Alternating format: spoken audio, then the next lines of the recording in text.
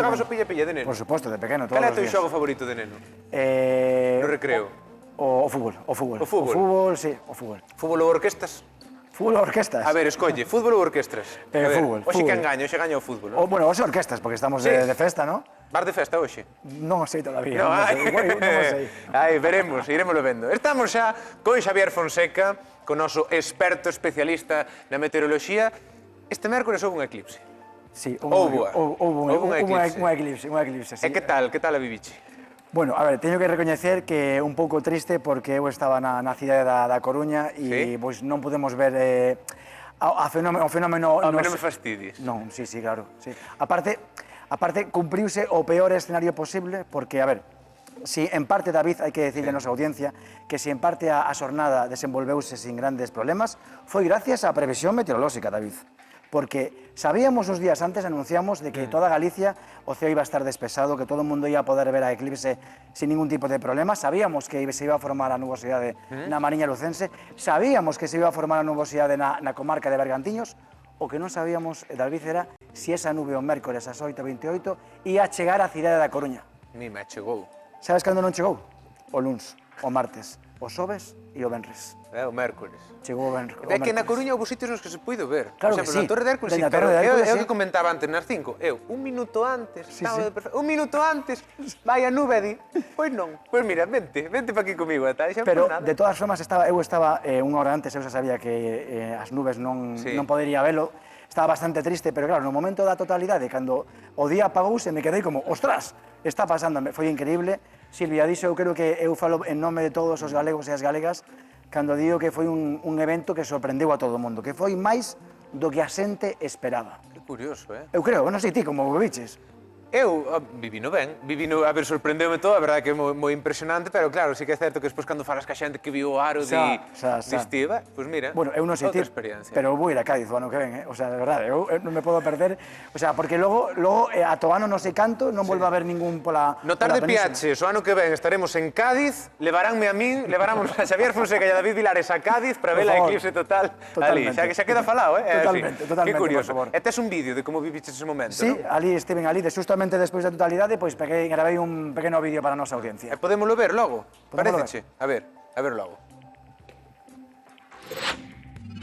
Hai uns minutiños únicamente que rematou a primeira, pero espero que non a última eclipse solar da miña vida. Teño que confesar que finalmente a meteoroloxía foi máis protagonista do que me gustaría, porque eu pensaba que esas nubes baixas pois nos iban a respetar, que non se iban a formar, pero estaban previstas realmente as cousas como son, tanto na costa da Coruña como na Mariña Lucense. Finalmente presentáronse no momento menos oportuno, que foi durante a fase da totalidade, pero teño que confesar que o fenómeno sorprendeume moitísimo, que cumpriu ou superou todas as expectativas, que é algo increíble sentir ese momento no que a luz se vai de xeito súbito, o día apágase. É algo que tes que sentir, que tes que ver, non te poden falar sobre o que significa ver un eclipse total de sol e polo tanto, teño que confesar que foi un momento único na miña vida que compartimos aquí no Monte de San Pedro miles de personas, e a pesar de que das nubes é algo que me gustaría volver a repetir polo menos unha vez máis na miña vida. Que cariña de tristeza che quedou, Sí. A verdade é que sí. É que te conte que estiven aí todos os días este ano machacando o tema da eclipse.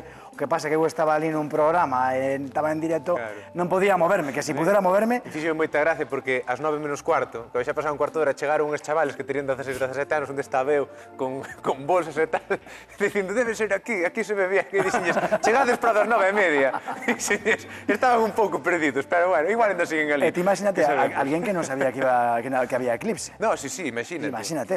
Alguén habería que non o sabía. Alguén habería, que se fixo de noite de repente, imagínate. Que pasou aquí?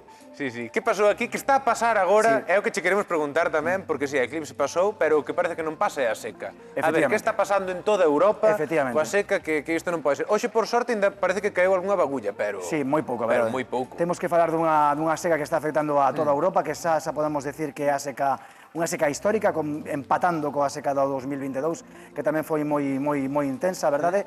E, bueno, vamos a empezar, se te parece, David, amosando un mapa que é o mapa mundial da seca para ver a intensidade de como está agora mesmo Europa, porque a verdade é que chama a atención. Imos a ver a continuación, aquí podemos ver agora mesmo os lugares onde as secas son máis intensas, vale? E quitando ao norte de África, que esta é unha zona, pois, naturalmente seca, vale? Pois podemos ver que ahora mesmo o lugar do mundo onde se está registrando unha seca máis intensa, pois é precisamente Europa.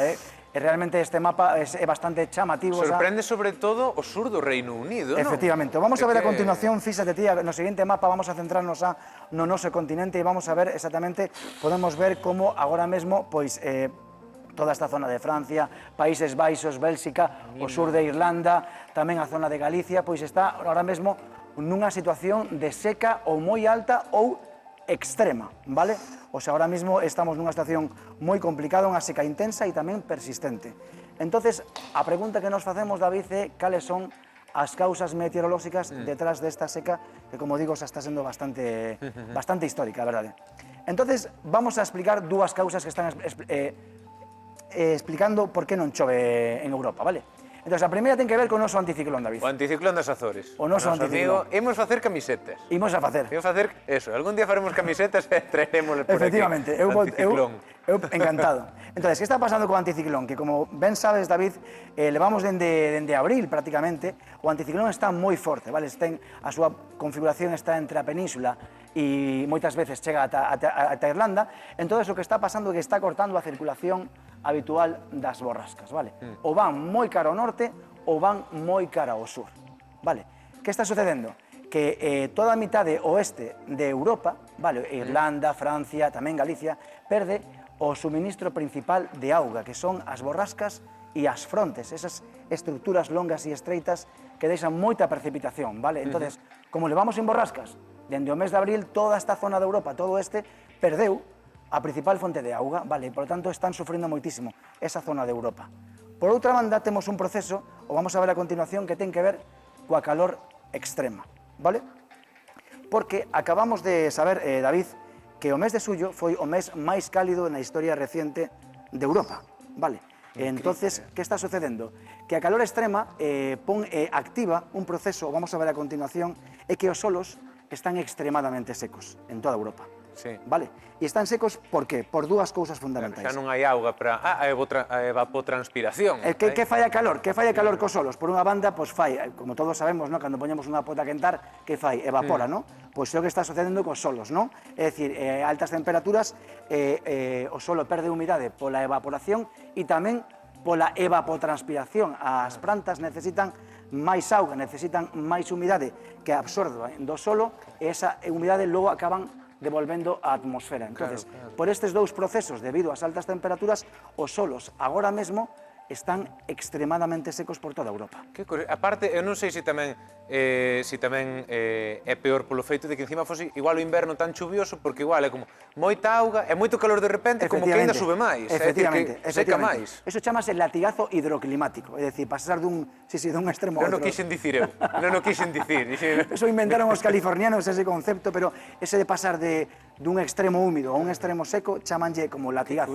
Iso ten que afectar moito máis ao terreo, non? Efectivamente. Estáse perdendo moitísima humidade nos solos. E fíxate ti porque isto está alterando a vida dos europeos. Vamos a ver a continuación porque está descendendo moitísimo o caudal dos principais ríos europeos. Claro, imagino que preocupa moito a situación dos ríos en toda Europa. Efectivamente, a verdade é que están nunha situación crítica algún deles, sobre todo o Danubio, tamén o Loira en Francia, porque ademais isto está afectando a agricultura e logo está afectando a produción de enerxía, porque en Europa hai moita central nuclear, e as centrales nucleares, David, pois necesitan o río, a auga dos ríos, para refrigerarse.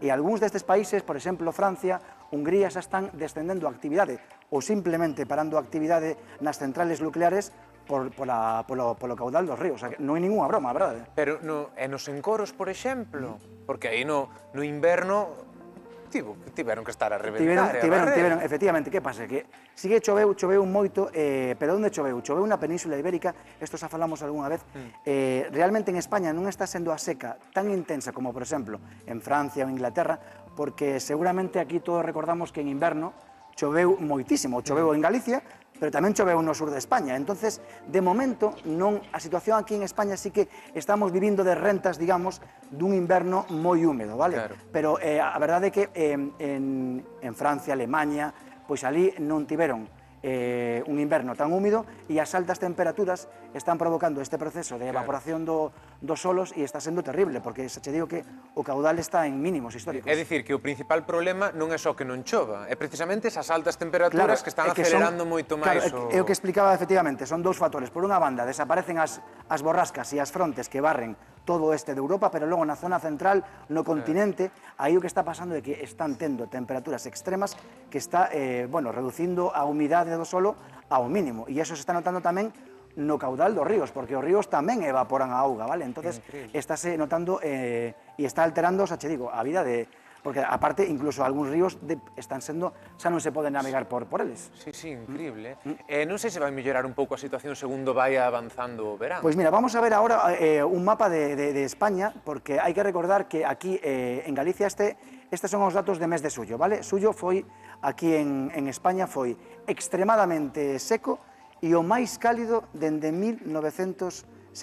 Isto tamén está activando o que decía antes, non chove, e ademais ese proceso de evaporación tamén pode acabar afectando a Península Ibérica se isto se prolonga no tempo. Por certo, en Galicia, que esta semana acabamos de coñecer que 8 de cada 10 concellos xa están ou en alerta ou en prealerta por seca. Así que, de novo, David, moitísima precaución, hai que facer un chamamento a toda a cidadanía de facer un uso responsable dos nosos recursos hídricos, porque a cousa está bastante fastidiada. E o que decías ti... Claro, Xavier, que ten que pasar para que volva a chover?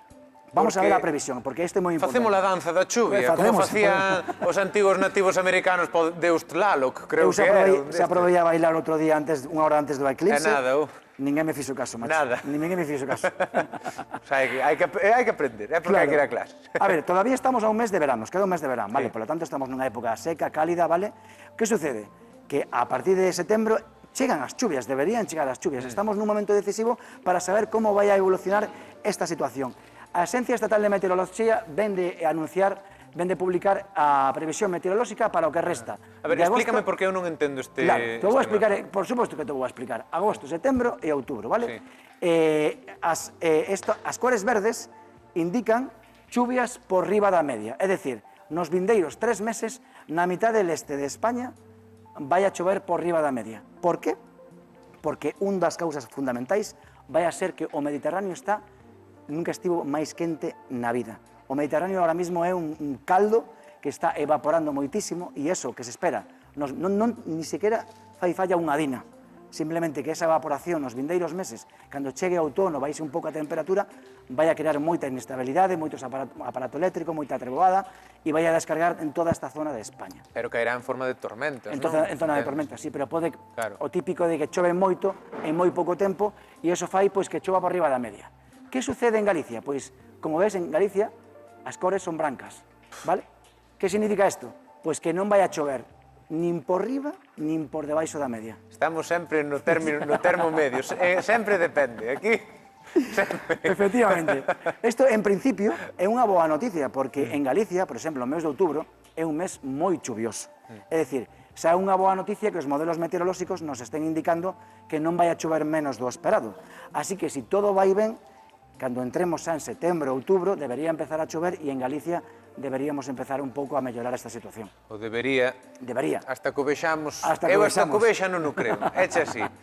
Efectivamente. Pois a ver que nos depara. E agora a pregunta que che temos que facer sempre, a ver que tempo nos agarda para estes días. Pois mira, vamos a rematar vendo a configuración do Windy. Eu xe teño que decir que agradecín bastante a temperatura que temos agradable. Agradecese moito porque de parte levamos moitas noites, non sei, a ti se estás conciliando ben o sono. Fai máis calor pola noite que polo día. Bueno, que as mínimas están sendo de locura porque tamén as augas están quentes aquí, pero tamén están quentes aquí, hai moitísima humidade no ambiente. Dormir destapado na Coruña en agosto, onde se viu? Eu tamén, xa non se pode dormir na Coruña pola noite. Moito, outra pregunta, anticiclón das Azores, que tempo hai nas Azores?